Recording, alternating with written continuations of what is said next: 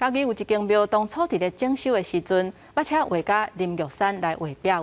所以伫这间庙内底有保存林玉山5个壁画作品。即马庙方是配合台南艺术大学办导览的活动，希望后面将会当了解壁画，也佮有画家林玉山的作品。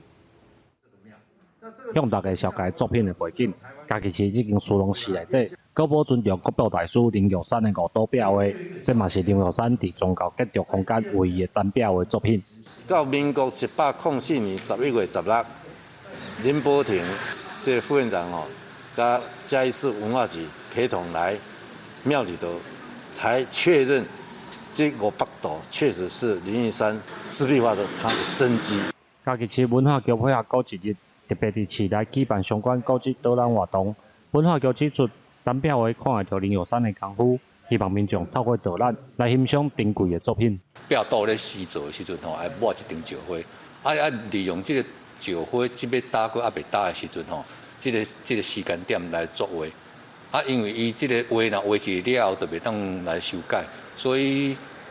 对这个画家来讲是一个真困难的这个挑战。之前都想说，湿壁画好像是只有在国外文艺复兴听过那个米开朗基罗或达文西他们有湿壁画，然后所以我还蛮讶异说，原来嘉义有林玉山的湿壁画。透过台南艺术大学的修复，这单壁画会当互大家来欣赏。朱龙时表示，这5道单壁画唔仅代表林玉山当初时的功夫甲用心，即嘛是家己是真重要的文化资产。记者林慧婷，家己报道。